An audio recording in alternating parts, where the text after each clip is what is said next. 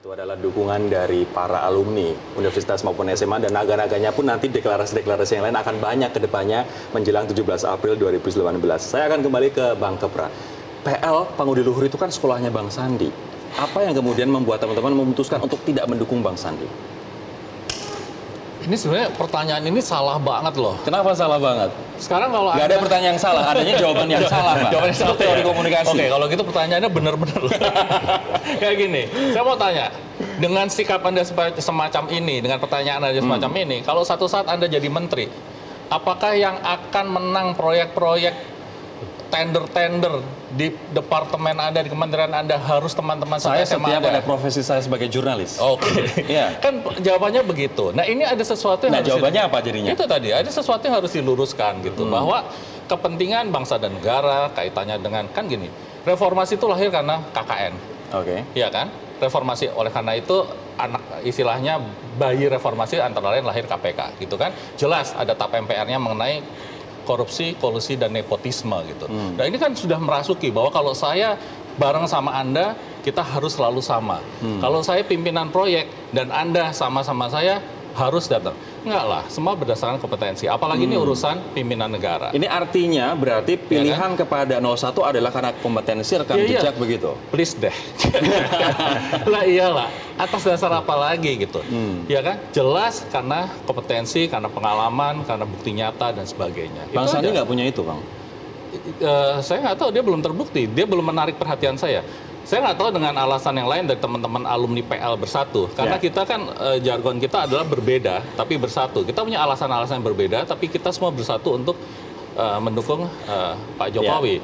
Ya kan? Anda tanya sama saya adalah belum ada sesuatu yang bisa mengganggu pikiran saya untuk tidak memilih Pak Jokowi. Ini artinya walaupun dalam dan untuk beberapa orang, orang-orang seperti saya yang memilih Pak Jokowi itu ada julukannya loh. Apa? Tidak waras. Gitu ya. Iya. Kenapa dikatakan tidak Nggak waras? tahu, saya baca di medsos, ya kan, bahwa orang-orang yang tidak memilih Pak Jokowi itu oleh sebagian orang di medsos, sebagian orang ya di medsos itu di statusnya ditulis tidak waras. Mas Gitu. Radar, kalau Anda melihat fenomena mereka yang tidak memilih 01 dikatakan tidak waras, apa yang menyebabkan muncul istilah itu atau pendapat itu? Kembali. Iya kan, otak ketemu otak dan sebagainya kan kita baca tuh. Sebentar, ini berarti yang tidak memilih 01 dikatakan tidak waras? Oleh beberapa status yang ada di Facebook. Oleh beberapa Ya, status. dan itu dukungannya banyak. Lalu langsung gegap gempita Apakah lah. ini gitu. muncul karena mereka menggunakan misalnya nalar daripada emosi atau justru malah kebalikannya menggunakan emosi dibandingkan dengan nalar? Yang jelas ini yang milih Jokowi itu waras atau tidak? Menurut Mas Radar saya waras atau enggak? Enggak, tadi statement yang Yang tidak waras itu yang milih apa Kan yang gini, tidak coba milih? kita buka Facebook ya. Kita buka Facebook. Di beberapa kan ada hatersnya Jokowi gitu ya. Ada hatersnya Jokowi. Menggunakan istilah-istilah tuh waduh sadis banget lah ya. Dikatain mukidi, dikatain pelanga-pelongo, dikatain segala macam, dikatain macam. Udah kita terbuka aja bicarakan, kita baca sehari-hari. Dan termasuk dibilang bahwa orang yang mendukung ini adalah golongan yang tidak tidak waras, karena yang waras ada di sini gitu. Ya kan? Artinya yang milih Jokowi itu mau ngedan kabeh. Itu maksudnya kan gitu kan. Nah, kenapa bisa muncul kayak begitu? Begini, karena sebenarnya apa yang dilakukan oleh Joko Widodo itu mewakili kegelisahan dan keresahan kita semua ini dalam persoalan negeri Indonesia menjelang kepada ketiadaan adab, ketidakberadaban ya, atau kebiadaban, ya kan? Dalam segala hal tuh, dalam semua level dan dimensi kebudayaan, saya bilang berkali-kali kita sampai pada titik yang paling rendah soal keadaban kita tuh dibandingkan sejarah leluhur kita. Nah, tiba-tiba ada seseorang yang ingin mencapai suatu tujuan yang sangat mulia, tinggi dengan cara-cara yang beradab, yang etis dan yang moral, kan? Yang moralistik gitu kan. Nah, itu mendapat dukungan banyak orang. Nah, dukungan semacam ini menciptakan satu kondisi di mana orang yang non Jokowi akan dianggap amoralis, biadab. Nah, cara yang paling mudah adalah dia putar balikkan faktanya. Justru yang biadab itu orang yang mendukung yang beradab, kan gitu kan ya. Nah itu sama aja kita nyebut orang gila, menyebut orang yang sehat gila lu, kan gitu, supaya dia dianggap sehat. Ya, koruptor akan bilang orang lain, lu korup lo ya, supaya dianggap dia tidak korup.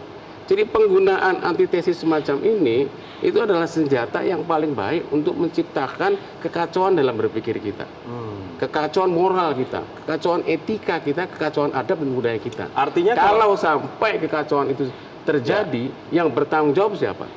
Ya, Si beradab tadi itu. kalau menurut Anda artinya mereka yang mendukung entah ini paslon 01, 02 untuk saat ini, mereka masih menggunakan logika atau lebih menggunakan emosi, Mas?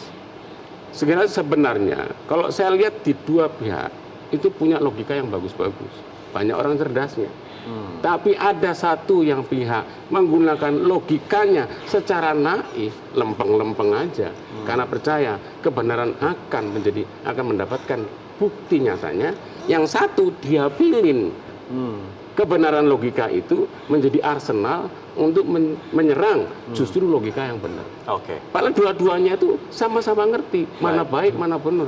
Gitu. Pak Ridwan, Anda nanti melihatnya ke depan akankah banyak deklarasi-deklarasi seperti ini? Tadi kita melihat bersama-sama bahwa mulai dari akhir November, awal Desember sudah mulai dukungan untuk 02, baru 01 mulainya di awal-awal Januari tuh, begitu. Nanti ke depannya akankah banyak universitas, kemudian SMA yang mengikuti jejak teman-temannya yang lain?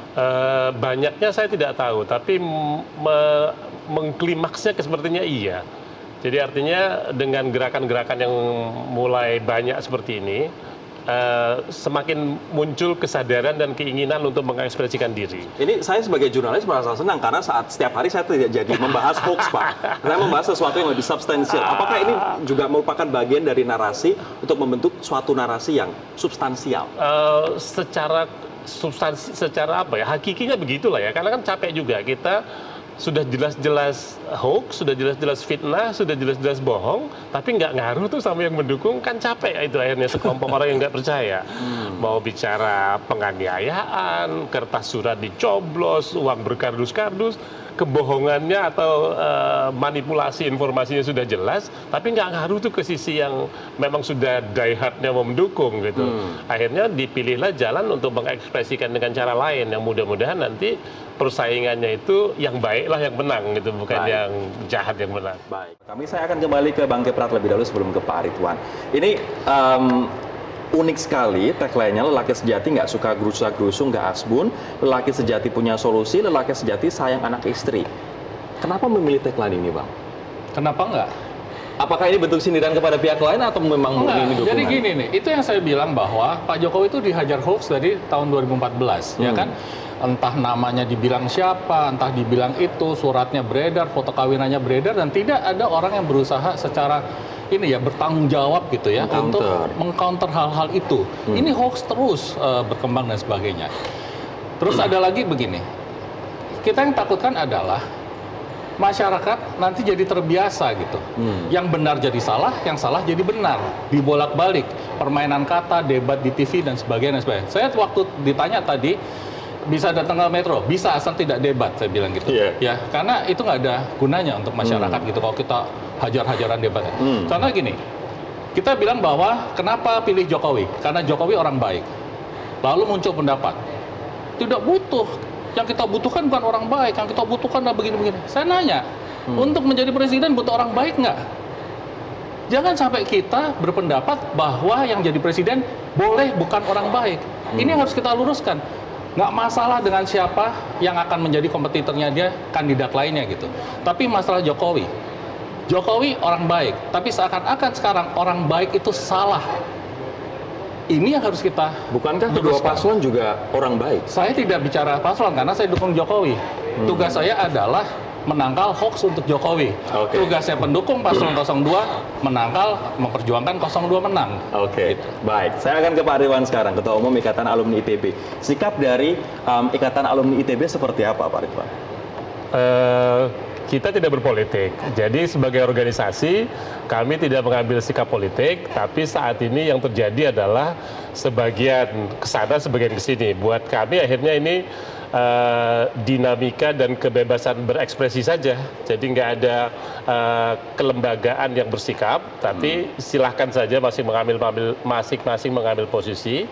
Yang saya jaga adalah semangat kita bahwa sekali kawan tetap kawan. Itu aja yang kami jaga di keanggotaan. Tapi sebagai individu Anda ikut sana sini ikut yang mana, Pak? Itu kita pasti ikut. Sana sini kita pasti ikut, nggak mungkin nggak ikut. Sebagai individu, Anda ikut yang mana, Pak? Sebagai individu saya ikut 01. Apa alasan Anda, ini terlepas dari jabatan Anda sebagai Ketua Umum Ikatan Alumni, apa alasan Anda kemudian memilih sebagai alumni ITB memilih 01? Saya terpengaruh bahwa Pak Jokowi tidak berbisnis, tidak punya kepentingan yang menurut saya bertentangan dengan hati nurani saya. Di sisi lain, buat saya calon yang satunya masih ada beban masa lalu yang tidak termaafkan buat saya. Ini penting untuk alumni ITB menurut Anda? Buat saya ini bukan saya tidak buat Anda pribadi. Kalau teman-teman yang sejalan dengan Anda, apa yang membuat mereka mempertimbangkan juga memutuskan, oke, saya mantap dengan pilihan saya? Buat saya sama sebenarnya ini sebagai orang yang sebetulnya kita paham lah ya, karena kita cukup punya banyak pengalaman, punya banyak teman, masing-masing punya latar belakang memutuskan yang sudah cukup solid. Saya kira prinsip dasarnya memang kalau mau paling gampang bilang ya pilih orang baik memang gitu, pilih orang baik, pilih orang yang menjaga supaya kedepannya Indonesia ini menangan, nggak kalahan, nggak takut gitu, hidupnya bahagia. Pak Radar, ini kalau dari narasi kedua teman kita, kok kita melihat ada kayak villain sama hero-nya, ada yang baik dan nggak baik sih, Pak? Enggak. Kehidupan itu wajar aja. Ada yang baik, ada yang nggak baik kan gitu kan. Ya kebetulan Jokowi itu mewakili yang baik dalam pandangan banyak orang. Jadi yang pertama seperti saya katakan tadi. Saya takutnya nanti kemudian publik berasumsi bahwa yang lain mewakili yang tidak baik, Pak Radar. Itu sih urusan dia. Saya ini kan urusannya Pak ITB sama Pak PL ya kan. Dia memiliki satu bukan asumsi, keyakinan bahwa saudara Jokowi itu orang baik. Oke. Sudah itu dia merepresentasi kita untuk berbuat kepada bangsa ini. Itu penting. Nah, orang yang merepresentasi mimpi, harapan, imajinasi kita untuk berbuat kepada bangsa ini dengan cara yang baik, itu masih didukung.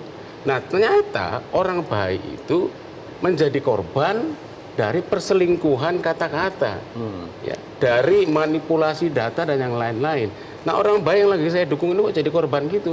Kita tergerak untuk melindunginya, memberi benteng dari itu semua, supaya kebaikannya bisa jalan terus. Karena kalau kebaikannya jalan terus, dia mewakili mimpi kita untuk memberikan legacy yang baik untuk Bapak ini, yaitu generasi berikutnya maksudnya. Pak gitu. Radar, kalau Anda tadi mengatakan ini memenuhi aspirasi generasi X begitu, apa sebenarnya narasi yang laku dijual kepada teman-teman seperti Pak Ridwan dan juga Bang Kepra yang merupakan orang-orang intelek, alumni, usianya pun hampir sama dengan Pak Jokowi? Itu. Narasi yang laku apa? Itu yang gampang.